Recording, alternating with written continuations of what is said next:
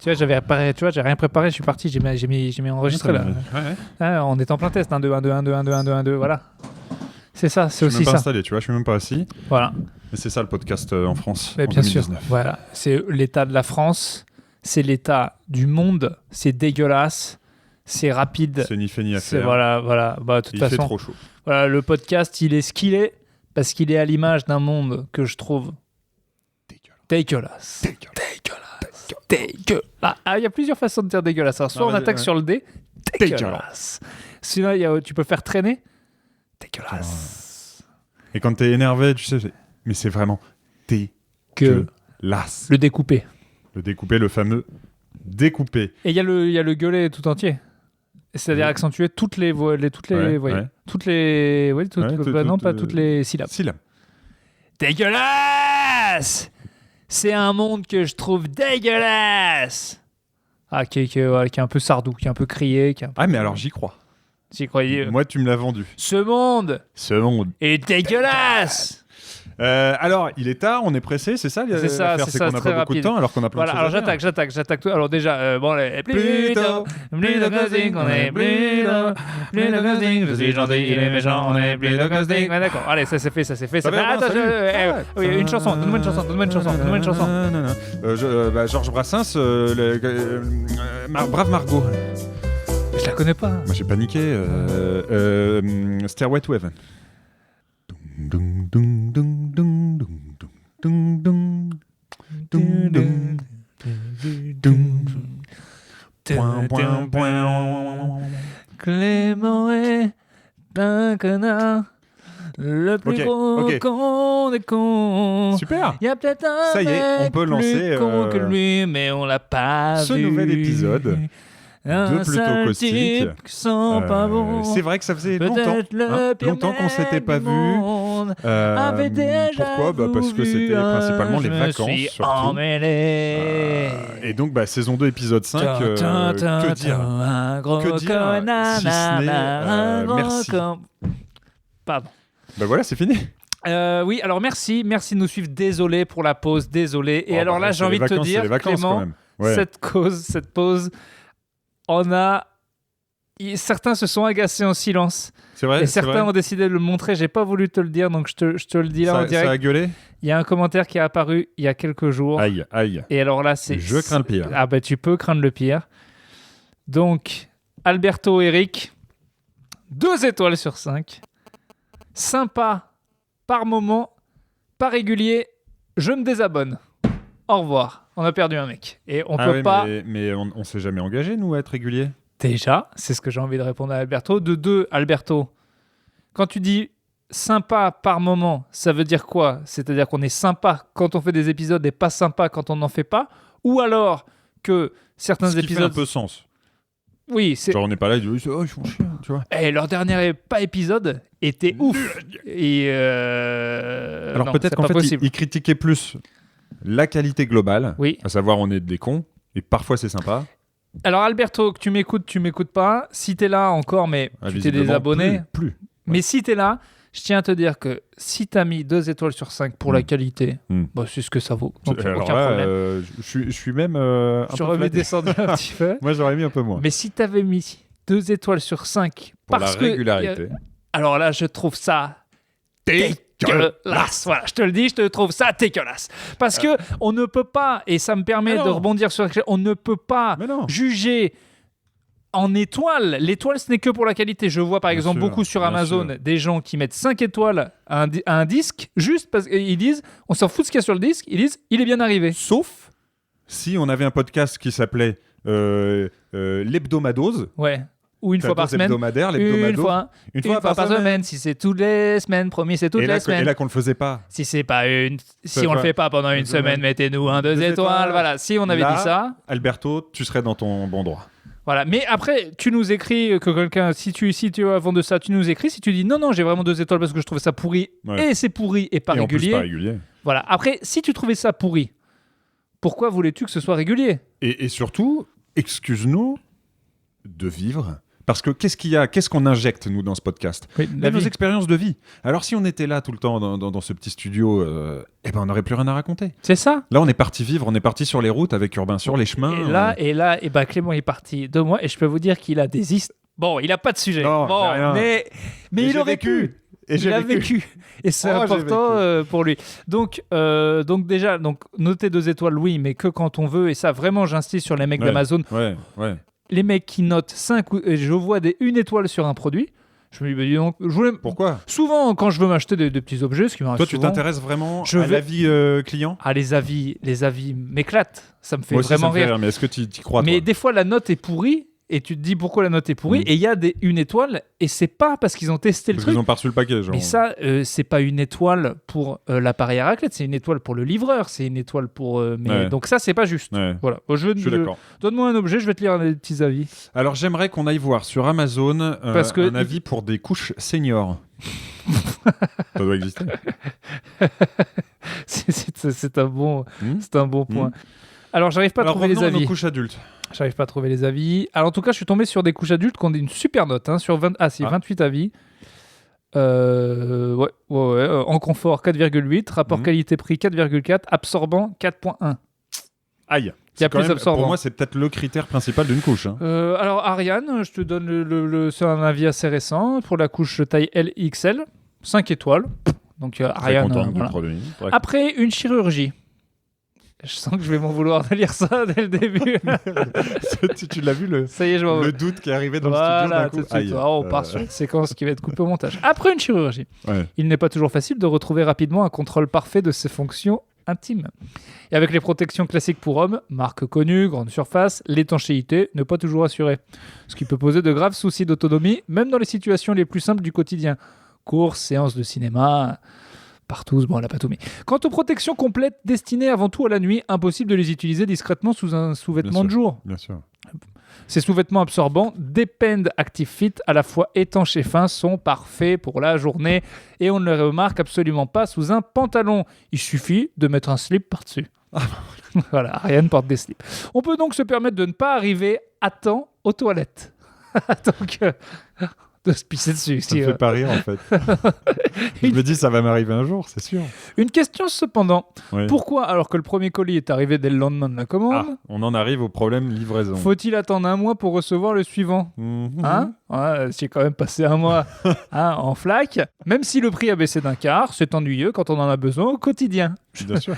On sent que c'est au quotidien. Il y a eu des petites séances de ciné compliquées. Bon, alors on sent qu'il n'y a pas un jour où ça n'a pas flaqué. Bon, mais je regrette. C'est ennuyeux, de ne pas pouvoir compter sur un approvisionnement régulier. 10 avril 2019. J'édite mon commentaire. Excusez-moi. Ma 2e commande a été livrée beaucoup plus tôt que prévu et je vois que le prix a encore baissé depuis. Donc le réapprovisionnement paraît assuré. Tant mieux, on reste sur un 5 étoiles. Alors, pas de problème. C'est assez magique. On est sur peut-être le seul produit qui baisse au fil des jours. Oui. Investissez pas dans les couches, quoi. C'est ça l'histoire. C'est ça, ça baisse, mais c'est aussi que ça se vend bien. Dominique Chou, ses sous-vêtements sont faciles à enfiler et à retirer, ce qui permet à la personne en perte d'autonomie de pouvoir facilement se débrouiller toute seule. Du coup, les accidents inopportuns sont moins fréquents. Oui, voilà, effectivement. C'est comme ça qu'on dit on est en perte d'autonomie. Voilà, en perte d'autonomie. En fait, c'est assez drôle sur des objets basique de savoir que Liliane qui s'emmerde dans le Luberon est capable de pondre 45 lignes sur un appareil à raclette, quoi. Plus complète. Voilà, on est dans les bouquins de Welbeck, quoi, où il passe vraiment 20 lignes sur le menu du bistrot romain et c'est vraiment l'enfer, quoi. Parce que c'est ça l'enfer de notre société occidentale, Clément, j'ai envie de te le dire. En fait, aller au bistrot romain dans un aéroport, je sais pas, choisir un petit plat Monoprix. Ouais. Il m'a fallu lire les livres de Welbeck et tout ça pour me rendre compte à quel point c'est déprimant. Ce qui est déprimant, c'est pas cette vie-là qu'on mène, c'est les gens qui y trouvent de l'intérêt, je sais pas comment dire, mais qui sont enthousiastes, geeks de ça. Ouais. Voilà, c'est aller au flunch. Ok, aller au flunch et dire oh putain, il y a un nouveau truc au flunch. Ça me déprime en fait. C'est la déprime.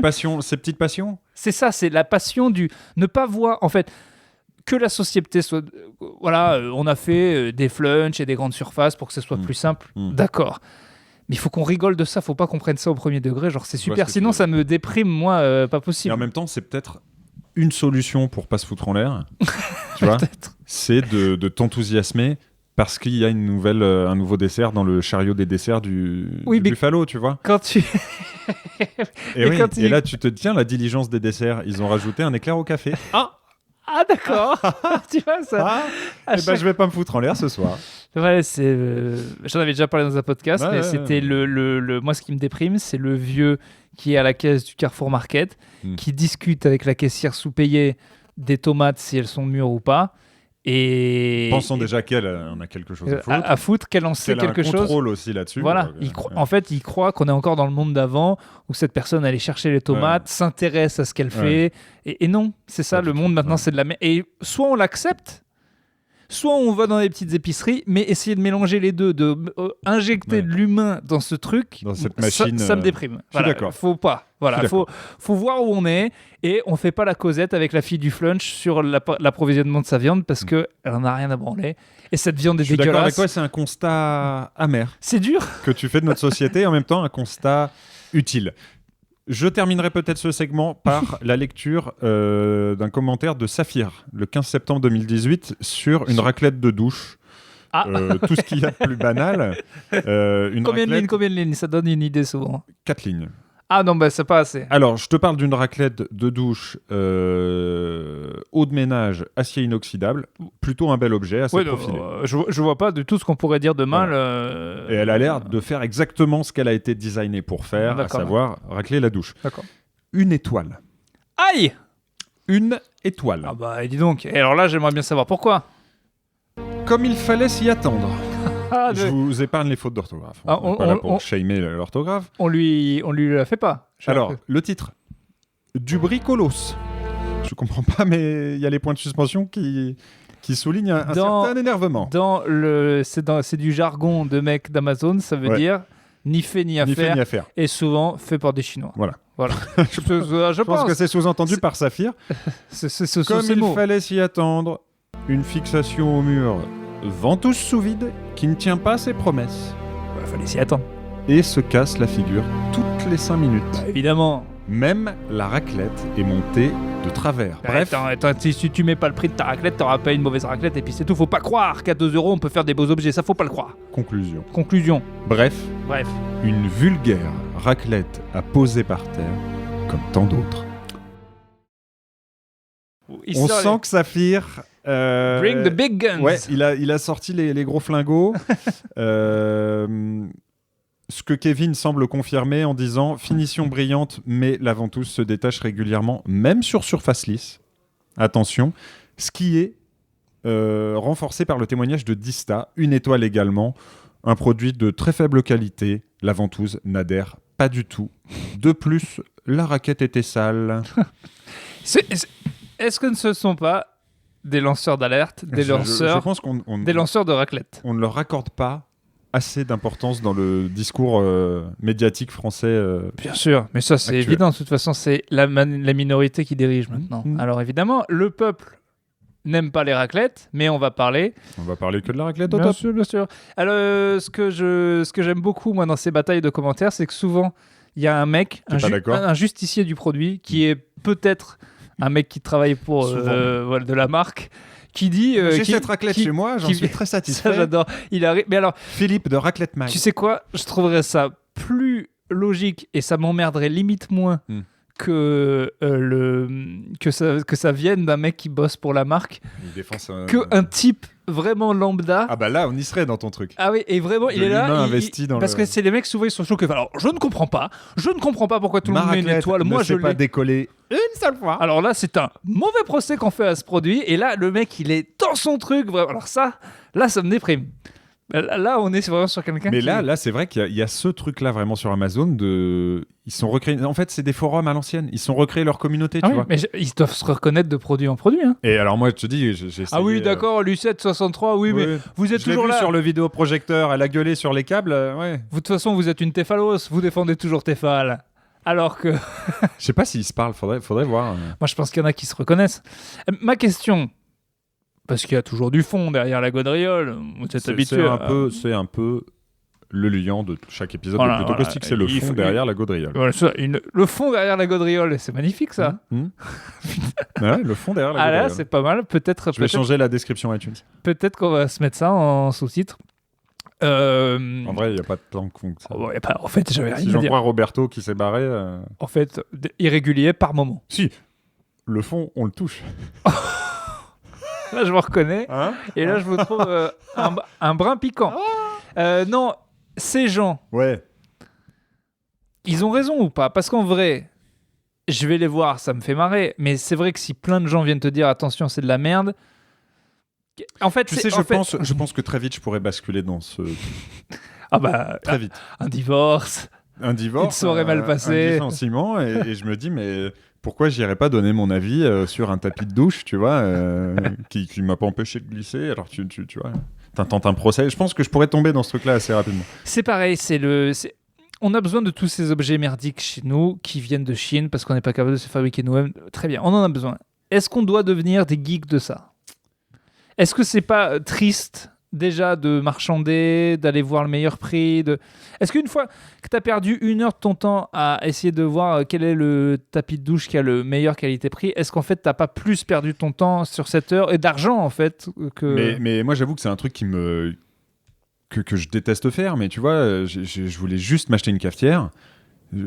Jusqu'à maintenant, je serais allé dans un magasin, j'aurais acheté la première venue. Et j'ai passé 2 heures à comparer des cafetières sur Amazon. Alors, ouais, mais celle-là, elle est programmable. Ouais, mais celle-là, elle garde plus la chaleur. Et il y a Patrick72 qui a dit que celle-ci, elle fuyait et tout. Et en fait, au final, t'es saoulé et t'abandonnes au bout d'1 heure et tu prends le premier truc ou le Amazon Product le moins cher. C'est parce que je sais que je vais finir par prendre le premier truc ou le deuxième moins cher comme le vin au resto. On a une ex-collègue qui peut-être nous écoute, qui était spécialiste de ça. C'est-à-dire comparer les trucs, trouver les bons plans, appeler les gens pour avoir appeler et gueuler quand des trucs gratuits. Et... Tout ce qui est... mais moi, ça, j'y arrive pas. Ça, c'est encore autre chose. Mais est-ce que c'est pas les spécialistes des pages Facebook qui vont afficher une marque et qui arrivent toujours à gratter quelque chose? Moi, ça me dépasse. Mais est-ce que c'est... j'ai une tante qui sait pas fait exactement ça, mais elle fait tous les concours. Ouais, ça, c'est fort. Mais alors, est-ce que c'est pas... qu'il y a des sites avec une vraie communauté. J'étais allé jeter un œil, c'est, je sais plus, génieconcours.fr, qui regroupe tous les concours, qui te donne les réponses aux jeux concours. Comme ça, t'as plus qu'à les rentrer. Et c'est une vraie communauté. Les mecs commentent, ils disent, tu vois, attention, sur la question sur Napoléon, il y a un piège. Alors, ils se filent les réponses. Et tu gagnes jamais. T'es juste en train de rentrer ton adresse et toutes tes datas dans chaque banque de données de chaque site sur lequel tu vas, tu vois, en renseignant. Mais en fait... C'est un bon skill à avoir, peut-être. Si on crée une communauté de gens dans une maison, peut-être qu'il y en a un qui est fort de ça, c'est pas plus mal. Ah ben, moi, cette personne, là, Céline, je lui avais demandé plusieurs fois de l'aide. Parce que, tu vois, Free se fout de ta gueule pendant des mois, t'arrives pas à avoir une connexion, tu galères. Moi, j'ai pas envie de gueuler contre la standardiste qui m'appelle. Et du coup, je vais voir Céline qui fait un petit post. En fait, j'ai jamais su si ces gens, c'était des ennemis du capitalisme, du système dégueulasse dans lequel on vit, ou si, en fait... Ils adorent ça. Parce que bien aimer les trucs gratuits, dire tel truc, j'ai fait une affaire. Alors qu'en fait, il faut savoir que dans le monde dans lequel on vit, faire une affaire, c'est de faire enculer moins fort. Quoi. Déjà, c'est de faire enculer moins fort, mais c'est surtout il a pas fait bosser des enfants de 7 ans, il a fait bosser des enfants de 5 ans. En fait, quand c'est moins cher, il y a du sang dessus. Tu le sais, sans faire le Damien 16, c'est pas possible quand un truc est fabriqué dans un pays très lointain et qui a pas vraiment les mêmes lois que nous. Quand c'est pas cher, ça sent pas bon, quoi. C'est se dire. Mais mec, tu vois, la fois où moi je me suis pris ça dans la gueule récemment, c'est j'accompagne ma moitié à Decathlon avant de partir en rando, on avait besoin d'un peu de matos. 2 € un sac à dos. Génial. Et je me suis retrouvé assis. Au début, je me dis putain, j'en mets. Ben non. Non, mais oui, pas c'est ça. Mais du tout. Alors, fabriqué à Madagascar. Voilà. 2 € le sac à dos. Et donc là, je me suis dit peut-être. Ce serait une bêtise de te réjouir de ce sac à dos à 2 €. Et tu vas pas le prendre. Et je l'ai évidemment pas pris. Mais là, je me suis dit, il y a un petit souci. Tu vois. Bah en fait, c'est ça. C'est le paradoxe de oh, super. Et après, mais attends. Mais c'est facile d'oublier de te dire, oh, putain. Mais oui, parce que toi, tu vois juste. En plus, comme si. Il y a l'autre truc, c'est que.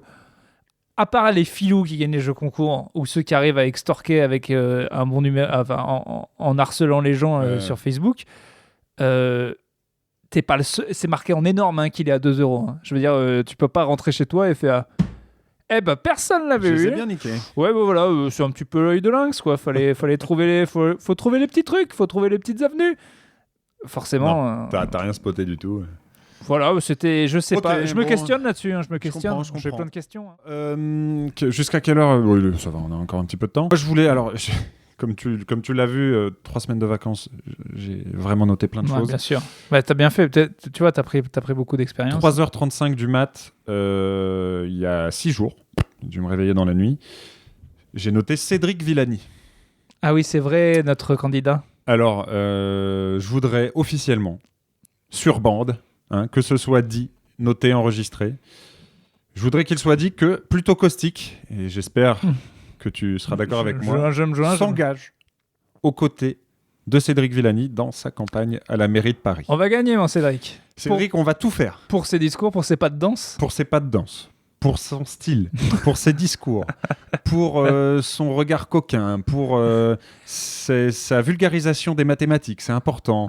Alors ton programme, on ne sait pas ce que c'est, on s'en branle. Alors justement, je pense qu'il va falloir, peut-être dans le prochain épisode, je ne sais pas quand sont les élections, mais ça ne devrait pas tarder. Moi, je ne vote pas à Paris. Tu ne votes pas à Paris? Alors moi, oui, et ma voix sera la tienne. Et donc, tu es prêt pour voter pour un mec d'En Marche, toi? Alors, tu t'en fiches, il n'y a pas d'étiquette. Attention, Cédric Villani n'est pas le candidat officiel d'En Marche. D'accord. Il a grillé la priorité à je sais plus quel connard. D'accord. Qui voilà, d'ailleurs, très très fâché. Je crois que c'est Griveaux. Donc là, déjà, il est venu mettre un petit grain de sable. Je crois comprendre que tu n'es pas pour Anne Hidalgo.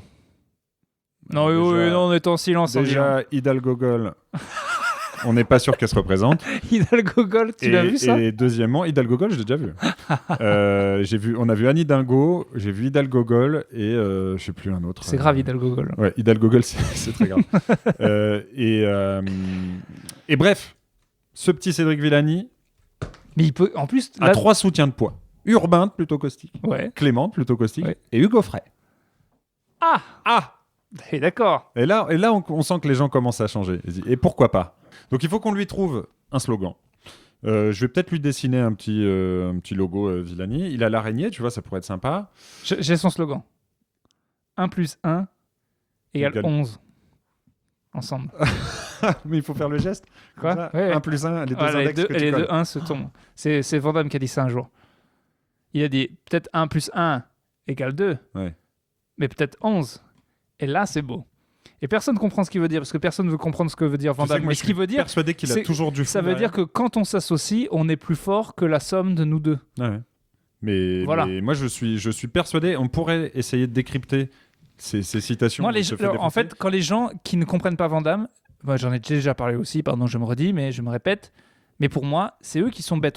Moi, je comprends très bien ce qu'il veut dire. Je comprends très bien ce qu'il veut dire. Le problème, c'est, je pense... que parfois il dit une noisette, je la casse entre mes fesses. Et là par exemple, ça c'est une de ses citations. Mais là, je vois ce qu'il veut dire. Oui, t'es intelligent, donc t'as vu ce qu'il voulait dire. Bien sûr. Mais si vous n'avez pas compris, là vraiment, c'est de votre faute. Je pense que c'est ça le problème, c'est qu'on prend ces citations-là, parce qu'en effet, quand il est défoncé, mon vieux, il dit n'importe quoi. Et celle où il y a vraiment un fond, il y a un message, mais juste il a du mal. J'aime les nains qui font de la peinture. Les nains qui font de la peinture. À un moment, il cite des trucs. Il dit j'aime ça. Voilà, tout est important. Les nains qui font de la peinture. Ouais. Bon, c'est vrai que les nains qui font de la peinture, c'est c'est fascinant. Mais cette noisette, c'est la France. Et je comprends pas. Mais ok, Villani. Mais est-ce que je sais, mais il peut pas gagner? Non, il peut pas gagner. Je sais pas. En fait, j'arrive pas à voir. Tu vois, je fonctionne au coup de cœur. Mais non, mais je vois pas si on est sur un gars qui peut faire 3% ou un gars qui peut gagner vraiment. En tant que soutien de Cédric Villani, j'ai envie de te dire qu'il ne faut pas écouter les sondages. Non, mais ça, je suis en train de t'en parler comme si t'étais, alors que t'es clairement impliqué dans le truc. T'as même pas le droit, je crois, légalement. Je crois que le CSA peut nous tomber là sur le dos si on commence à trop parler de Cédric. Et du coup, ça voudrait dire qu'on pourrait ne pas parler à l'approche des élections parce qu'on compterait pour le temps de Cédric. Je pense. Je pense que c'est certain. En revanche, si tu veux, on pourra essayer d'aller faire un petit épisode, pourquoi pas un de ses meetings, aller écouter un de ses petits discours. Moi, je veux soutenir un mec si en tout cas il a le... Si c'est un underdog, si tu veux. Ce mec n'est pas un favori. Ah d'accord. Si déjà on le met à 25%. C'est ça qui va plus... Non. D'accord. Non, il est soutenu par aucun appareil. Non, rien. D'accord. On se fait un petit Siebert pour finir ça. Alors, vous savez que Siebert sait que nous existons. Mesdames, messieurs, Siebert nous a trouvé. Nous sommes sur la map Siebert. Totof. Pour rappel, Urbain qui est Christophe Siebert. Christophe Siebert est un écrivain originaire de Clermont-Ferrand qui écrit des livres qui sont ce qu'ils sont. Moi, je ne les juge pas. Tu peux t'arrêter là. Je pense que ça résume parfaitement ton avis des bouquins de Siebert. C'est des livres qui sont ce qu'ils sont. Qui sont ce qu'ils sont. Non, c'est des livres. Moi, personnellement, je suis assez fan. J'avoue que Mais moi, je suis fan, mais c'est très niché dans la littérature. C'est savoir qu'il ne parle que de trucs dérangeants, dégueulasses, sexuels, violents.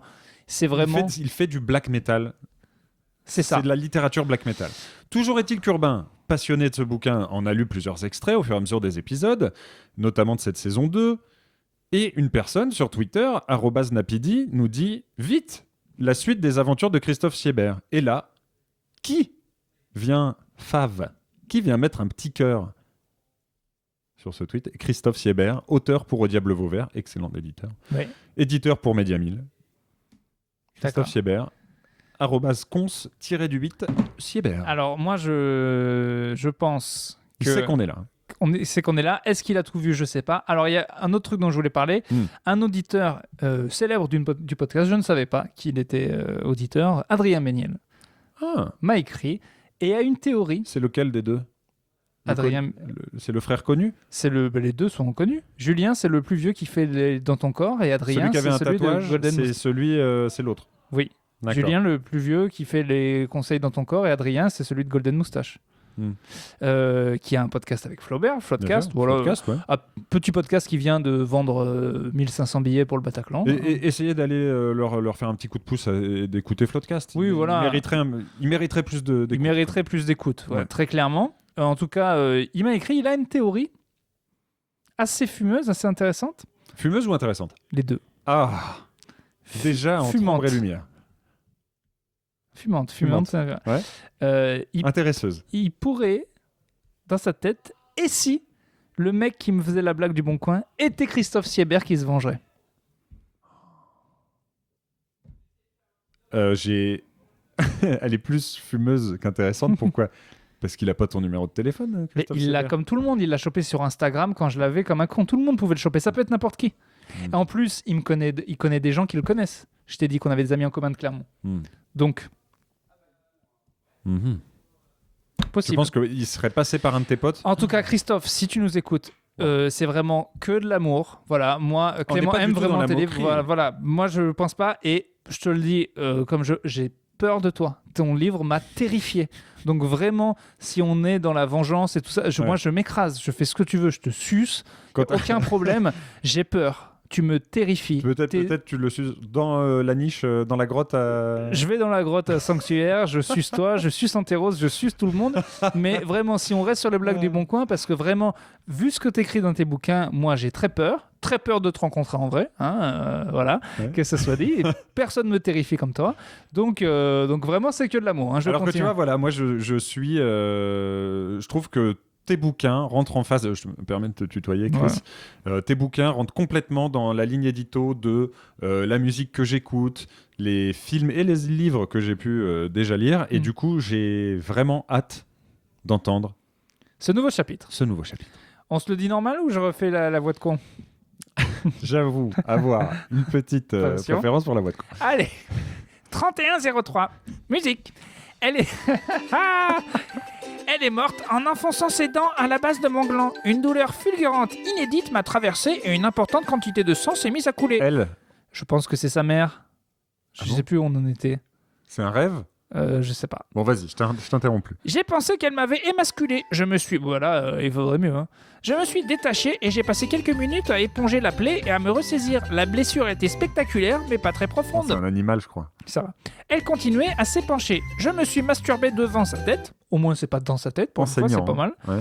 J'étais pris de nausées. Tout à fait normal. Tout à fait. Là, c'est vraiment cliniquement, on comprend.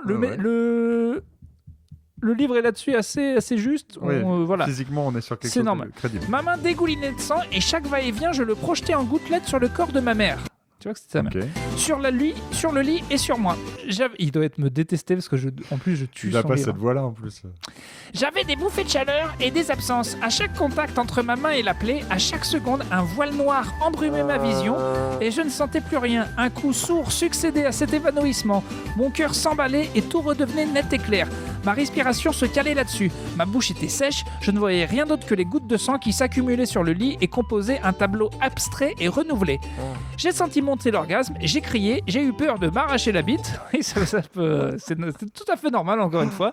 J'ai éjaculé sur le visage de ma mère un mélange de sperme et de sang et j'ai perdu conscience. Petit, voilà, œuf, jambon, fromage, la complète. Voilà, on y est, okay.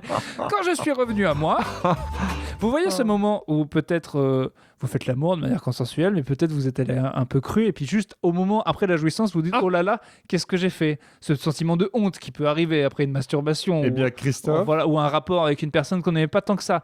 Imaginez un petit peu, après avoir éjaculé sur le visage de ma mère un mélange de sperme et de sang, et perdre conscience. Bon, on n'est pas sur un bon moment, je pense. Le post-sexe doit pas être incroyable. Quand je suis revenu à moi, j'allais un peu mieux. Le sang avait formé une croûte à l'endroit que ses dents avaient transpercé. J'ai transporté son cadavre au sanctuaire. Ça m'a pris des heures. Je progressais lentement le long de la route. Le froid de la nuit glaçait ma sueur. Encore un beau chapitre. Tu vois, même toi, t'as vu, t'as fini. J'ai eu une petite nausée. C'est cette histoire de plaie qui... Oh. Ah, parce que baiser sa mère, aucun problème. Mais... Bon, on a déjà eu pire, on avait déjà eu ça, mais alors là, toute cette histoire de sang, non. Métaphysique de la viande, un grand bouquin qui n'a pas eu le Renaudot cette année, mais qui a eu le prix SAD. Étonnant. Oui, c'est vrai. C'est vrai, le prix SAD. Oui, il a eu le prix SAD. Bah, ça me semble... Voilà, là, s'il l'a pas... Attends, le prix SAD, il y avait 2 trucs en compète, c'était ça et un seau de viande. C'est le bouquin qui a gagné. Le seau de viande avait gagné les 5 éditions d'avant. Donc, un seau de viande très vénère. Ça se joue souvent entre Sieber et... C'est un peu le Sieber et le pot de viande. C'est un peu ça. C'est un peu le Messi Ronaldo du prix SAD. Essayons pas de savoir qui est le meilleur. Ouais. Profitons juste d'avoir ces 2 génies. Extraordinaire. Voilà, on doit y aller, je suis désolé. Petit épisode court, 2 reprises, c'est la rentrée. Et par contre, promis, si vous voulez que les épisodes soient plus réguliers, et ils vont l'être parce que Clément est rentré, il faudrait, et ça, je vais vous demander de foutre la pression sur Clément, il faudrait que lui aussi monte. Voilà, s'il sait monter, alors on ira plus vite, on pourra s'alterner. Voilà. Ouais, j'avoue que j'ai toujours ce petit blocage dû à un accident de montage il y a quelques années. Mais écoute, tout le monde aurait pu mettre des discours d'Hitler sur la vidéo de mariage. J'ai dérapé, voilà, et puis j'ai perdu des potes comme ça. Ça aurait pu arriver, voilà, t'as fait une connerie. Non, surtout un Clusos. Un Clusos, il faut qu'on fasse un Clusos, c'est compliqué pour nous. J'ai commencé Normandie Nu, il a été viré de MyCanal, donc il faudra qu'on le télécharge. Il faut qu'on se mette d'accord, qu'on regarde ensemble et qu'on se lance, parce que le Clusos a été très demandé. On me l'a demandé à plusieurs reprises. Allez, on va regarder Normandie Nu, je vous le promets, mais c'est une épreuve. Je vous jure que j'ai vu les 20 premières minutes et c'est très chiant. Ah ouais ? Très très dur. Bon, tant pis, il faut le faire. Oui, non, mais c'est notre sacerdoce. Ok. Au revoir. 4.